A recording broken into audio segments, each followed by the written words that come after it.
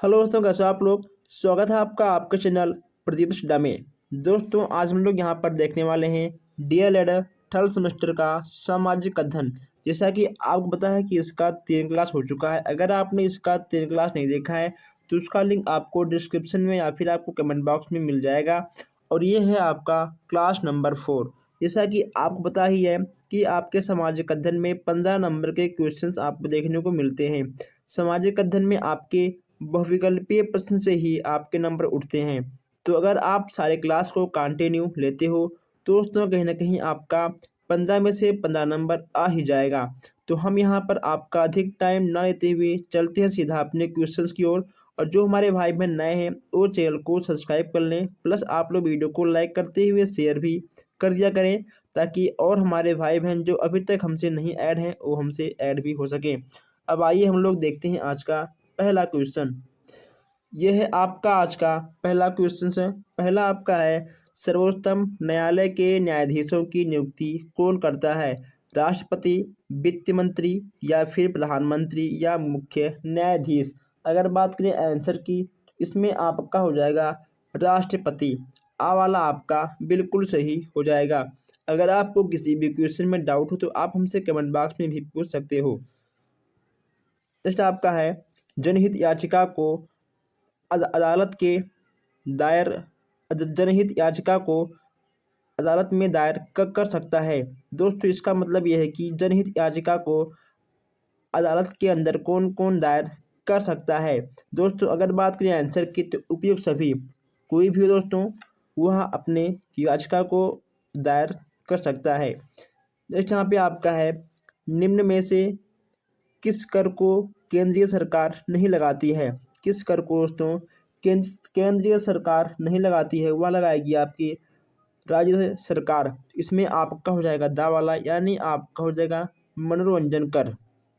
ठीक है, यह आपका लगाया जाएगा राज्य सरकार के अंतर्गत, ना कि केंद्र के अंतर्गत। कौन सा कर किसी अन्य पर हस्तांतरित नहीं किया जा सकता है? उत्पादन शुल्क, आयकर, जीएसटी या फिर केंद्रीय बिक्री कर। अगर बात करें आंसर की तो इसमें आपका हो जाएगा आयकर। आयकर आपका बिल्कुल सही हो जाएगा। अब यहाँ हम आगे बढ़ते हैं और देखते हैं कुछ नया क्वेश्चन है। नेक्स्ट यहाँ पे आपका है कि निम्न में से कौन सा बैंक के प्रकार नहीं है? तो दोस्तों, इसमें आपका हो जाएगा साहूकार। साहूकार आपका किसी भी प्रकार का बैंक नहीं है। ये गांव के धनी व्यक्ति होते हैं जो गरीबों को ब्याज पर पैसे देते हैं। साहूकार आपका किसी भी प्रकार का कोई बैंक नहीं है। अब यहाँ पर हम बात करते हैं नेक्स्ट क्वेश्चन की, भारतीय रिजर्व बैंक के कार्य कौन से हैं? अगर बात करें भारतीय रिजर्व बैंक के कार्य की तो ये आपके तीनों ही कार्य भारतीय रिजर्व बैंक करता है, यानी आपका हो जाएगा उपयुक्त है सभी। अब यहाँ पर हम बात करते हैं कि संसद के निम्न सदन को क्या कहते हैं? संसद के निम्न सदन को क्या कहते हैं? राज्यसभा या फिर लोकसभा, आ और बा दोनों या उपयुक्त सभी। सबसे पहली बात यह है कि आपका तो ये होगा नहीं, और राज्यसभा और लोकसभा को कहते हैं संसद के सदन, यानी आपका सवाला बिल्कुल सही हो जाएगा। नेक्स्ट यहाँ पे आपका है, उच्चतम न्यायालय के न्यायाधीश की नियुक्ति कौन करता है? उच्चतम न्यायालय के न्यायाधीश की नियुक्ति कौन करता है? ये दोस्तों इसमें आपका क्या होगा? अगर बात करें उच्चतम न्यायालय के न्यायाधीश की तो दोस्तों इसमें से आपका कोई नहीं होगा। ठीक है, यानी आपका दावाला सही होगा। इसमें से आपका कोई भी नहीं होगा। ना आपका होगा राज्यसभा, ना आपका होगा राज्यपाल, और ना होगा आपका प्रधानमंत्री।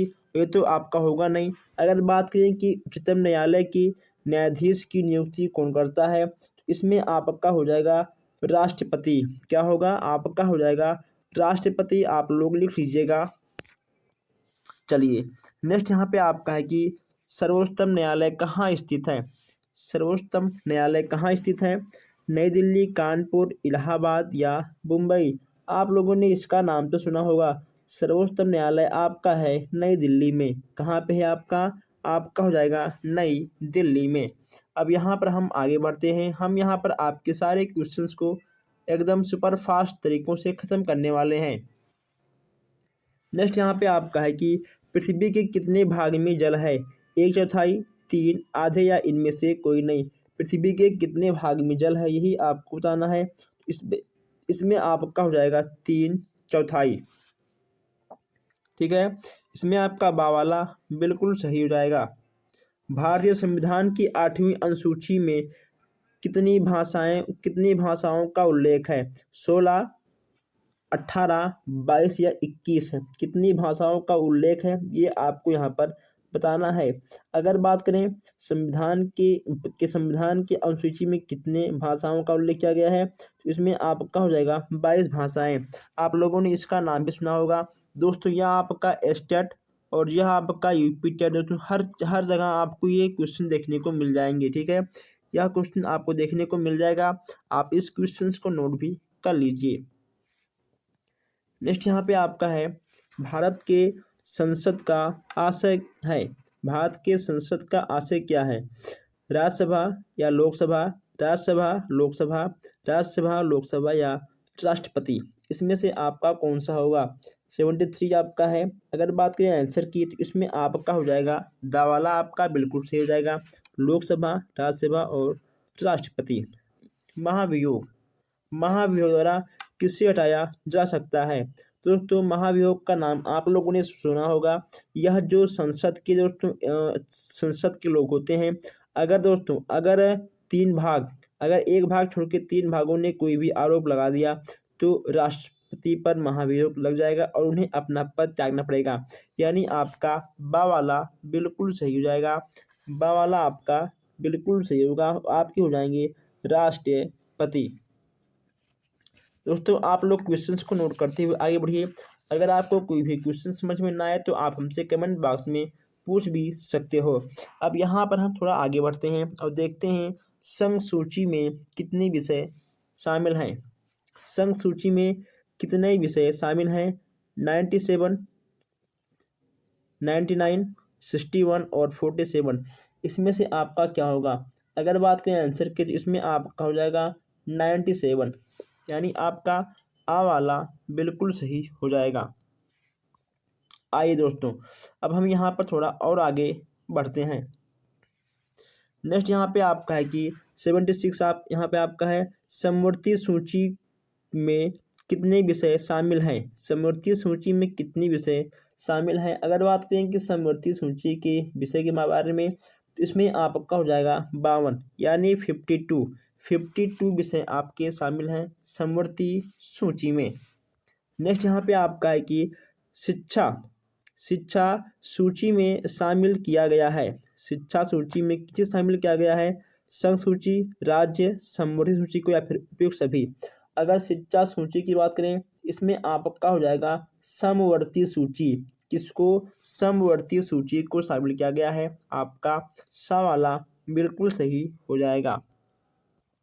आगे बढ़ते हैं।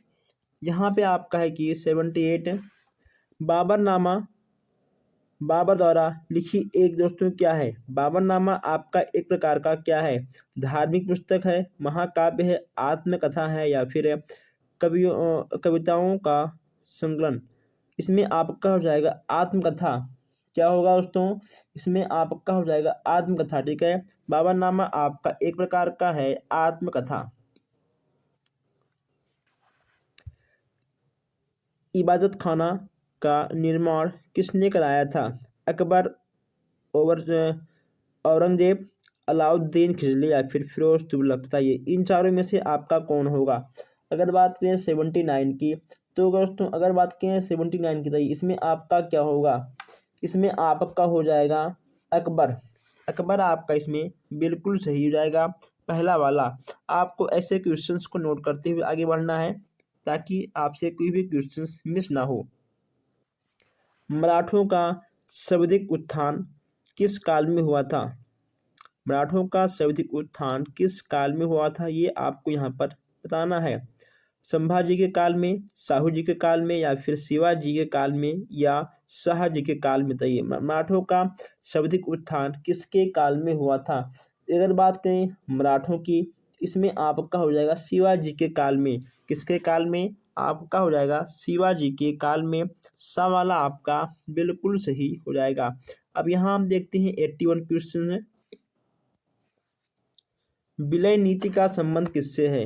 विलय नीति का संबंध आपका किससे है? बाबा साहेब से है, टीपू सुल्तान से है, या फिर नाना साहेब से है, या आपका होगा डलहौजी से है। बताइए विलय नीति का संबंध आपका किससे है? 81 क्वेश्चन यहाँ पे आपका है। विलय नीति आपका हो जाएगा डलहौजी से। किससे? डलहौजी आपके दावाले में है, ठीक है, यानी आपका दावाला बिल्कुल सही हो जाएगा। नेक्स्ट यहाँ पे आपका है संसद से तात्पर्य किसका है? संसद से तात्पर्य आपका किसका है? लोकसभा, राज्यसभा, राज्यसभा और लोकसभा, राष्ट्रपति, या फिर होगा आपका बताइए राष्ट्रपति। इसमें से आपका कौन सा होगा? 82 की बात करें, अगर 82 की बात करें दोस्तों, तो इसमें आपका क्या होगा? इसमें आपका हो जाएगा लोकसभा, राज्यसभा और राष्ट्रपति, यानी आपका बा वाला बिल्कुल सही होगा, ठीक है। बा वाला आपका बिल्कुल सही हो जाएगा बिना किसी डाउट के। भारत का प्रथम नागरिक कौन होता है? भारत का प्रथम नागरिक कौन होता है? राष्ट्रपति, उपराष्ट्रपति, प्रधानमंत्री, या फिर लोकसभा अध्यक्ष। यहाँ पे बात करें 83 की, बताइए इसमें आपका क्या होगा? प्रथम नागरिक कौन होता है? अगर बात करें तो प्रथम नागरिक की, तो आपको पता ही है आपके होते हैं राष्ट्रपति। सर्दियों में अंटार्कटिका में अंधेरा कितने घंटे रहता है? 6 घंटे, 12 घंटे? सही होते हैं। इसमें आपका क्या होगा? अगर बात करें आंसर की, तो इसमें आपका हो जाएगा 14 घंटे, यानी आपका सा वाला बिल्कुल सही हो जाएगा। 85 आपका है अबीर गुलाल में उड़ता हुआ हल्का रंगीन पदार्थ क्या होता है? गेरू, अभ्रक, चांदी, या बर्फ। इसमें से आपका क्या होगा? इसमें से आपका हो जाएगा अभ्रक। अभ्रक आपका दोस्तों उड़ता हुआ है, ठीक है दोस्तों। अभ्रक आपका बहुत ही हल्का होता है, वही आपको उड़ता हुआ दिख जाता है। चलिए आगे बढ़ते हैं। नाटक में केगा, नाटक में केगा में क्या स्थित है? इसमें आपका क्या होगा? अगर दोस्तों बात करें दोस्तों, यहाँ पर होगा आपका, ठीक है, कर्नाटक। यहाँ पे आपका होगा, ठीक है, कर्नाटक। यहाँ पे आप लिख लीजिए कर्नाटक। कर्नाटक में केगा में क्या स्थित, ठीक है दोस्तों, कर्नाटक के केगा में क्या स्थित है, यहाँ पे आपको लिखना होगा, ठीक है, कर्नाटक। यहाँ आप लिख लीजिएगा कर्नाटक में क्या स्थित है। अगर बात करें आंसर की, तो इसमें हो जाएगा आपका परमाणु ऊर्जा उत्पादन केंद्र। परमाणु ऊर्जा उत्पादन केंद्र, यानी आपका सा वाला बिल्कुल सही हो जाएगा। नेक्स्ट यहाँ पे आपका है कि भारत में डाक प्रणाली आरंभ हुई थी, यानी कब से हुई थी? ये भारत में आपका डाक प्रणाली कब से आरंभ हुआ था? अब यहाँ बात करें बा वाला दोस्तों, आपका बिल्कुल सही हो जाएगा 1866, ठीक है, आपका बा वाला बिल्कुल सही हो जाएगा बिना किसी डाउट के। आप लोगों ने देखा होगा इंटरनेट पर प्रयोग किए जाने वाले www का विस्तारित रूप क्या होगा? वर्ल्ड वेब दोस्तों, वर्ल्ड वाइड वेब, ठीक है, यानी आपका सा वाला बिल्कुल सही होगा, ना आपका ये होगा, ना ये होगा, ठीक है, नहीं होगा आपका सा वाला बिल्कुल सही हो जाएगा। नेक्स्ट यहाँ पे आपका है रेच। रेच कहते हैं दोस्तों, तो क्या होता है ये आपका रेच क्या होता है? यह आपका एक प्रकार का पर्वतों की श्रेणी होती है। क्या होती है? आपकी एक प्रकार की पर्वतों की श्रेणी हो जाती है। अकबर के दरबार में प्रमुख संगीतकार कौन थे? अकबर के दरबार में प्रमुख संगीतकार आपके कौन थे?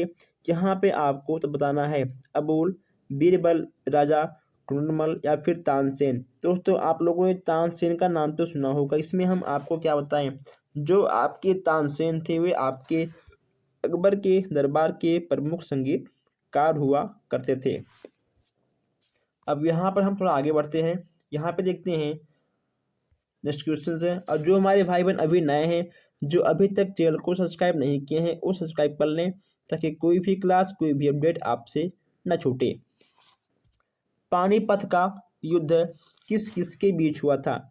बाबर इब्राहिम लोदी, बाबर राणा सांगा, बाबर और अफगान, बाबर और मेहदी राय। बताइए इसमें से आपका कौन सा होगा। जब यहाँ पानीपत की बात हो रही है, इसमें आपका हो जाएगा बाबर और इब्राहिम लोदी। ठीक है, बाबर और इब्राहिम लोदी आपका हो जाएगा। अगर आपसे ये पूछ ले कि बाबर और इब्राहिम लोदी में कौन कौन सा युद्ध हुआ था, तो आपका हो जाएगा पानीपत का प्रथम युद्ध। ठीक है, यानी आपका कुल मिलाकर एक क्वेश्चन में आपका 2 क्वेश्चन बनकर निकल रहा है। सिराजुद्दौला तथा क्लाइव के बीच कौन सा लड़ाई हुई थी। ओके, इसमें कौन सी क्लाइव के बीच लड़ा गया था। मैसूर का युद्ध, कर्नाटक, प्लासी या बक्सर। इन दोनों के बीच आपका कौन सा युद्ध हुआ था। यहाँ पे आप पढ़ के लिखा है तथा सिराजुद्दौला तथा क्लाइव के बीच कौन सा युद्ध लड़ा गया था। इसमें से आपका क्या होगा। इसमें से आपका हो जाएगा प्लासी का युद्ध, यानी आपका बावाला बिल्कुल सही हो जाएगा। बावाला आपका बिल्कुल सही हो जाएगा। अब यहाँ देखते हैं कि सहायक संधि प्रणाली का प्रयोग किया गया। दोस्तों इसमें से आपका क्या होगा। यहाँ पे आपका है 93 क्वेश्चन है। इसमें आपका हो जाएगा लॉर्ड ब्लिजली, यानी आपका इसमें दावाला बिल्कुल सही हो जाएगा। इसमें आपका कोई भी डाउट नहीं होगा। प्रसिद्ध गिर वन कहाँ पे स्थित है। गुजरात, मध्य प्रदेश, अरुणाचल प्रदेश या फिर उड़ीसा। तो इसमें से आपका क्या होगा। अगर बात करें गिर वन की, तो गिर वन आपका हो जाएगा गुजरात में, यानी आपका आवाला बिल्कुल सही हो जाएगा। इसमें आपको कुछ भी नहीं करना है। अब यहाँ पे आपका नेक्स्ट है कि रबड़ किस प्रकार के वनों का वृक्ष है। रबड़ किस प्रकार के वनों का वृक्ष है। मानसूनी, मरुस्थलीय, सदाबहार या फिर ज्वारीय वन। तो इसमें से आपका क्या होगा, किस प्रकार का वन का वृक्ष है। अगर बात करें आंसर की, तो इसमें आपका हो जाएगा सदाबहार वन, यानी आपका सा वाला बिल्कुल सही हो जाएगा। आपका हो जाएगा सदाबहार वन। ठीक है, चलिए दोस्तों अब यहाँ हम आगे बढ़ते हैं। यहाँ पर देखते हैं कुछ और नए क्वेश्चन है। चिपको आंदोलन किससे संबंधित है। चिपको आंदोलन बताइए किससे संबंधित है। वन की रक्षा से ऊर्जा, जल या इनमें से कोई नहीं। दोस्तों चिपको आंदोलन का नाम तो आप लोगों ने सुना होगा। इसमें आपका हो जाएगा वन की रक्षा हेतु। किससे होगा आपका हो जाएगा वन की रक्षा हेतु। नेक्स्ट यहाँ पे आपका है 97 वित्त विधेयक प्रस्तुत किया जाता है। वित्त विधेयक प्रस्तुत किया जाता है केवल लोकसभा में, केवल राज्यसभा में या फिर दोनों सदनों में या इनमें से कोई नहीं। बताइए 97 यहाँ पे है। अगर बात करें आंसर की, तो इसमें आपका दोस्तों क्या होगा। इसमें आपका हो जाएगा केवल लोकसभा में। क्या होगा, इसमें आपका हो जाएगा केवल लोकसभा में। ऐसे ही आपको एग्जाम में मिक्स क्वेश्चन देखने को मिल जाते हैं, इसलिए आपको हर क्वेश्चन को ध्यान से देखते हुए आगे बढ़ना है। आपका नेक्स्ट है, एक मिनट चलिए। अब यहाँ पे आपका नेक्स्ट है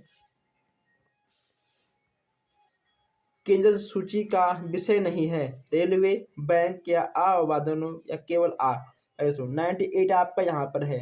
इसमें से आपका क्या होगा। इसमें आपका हो जाएगा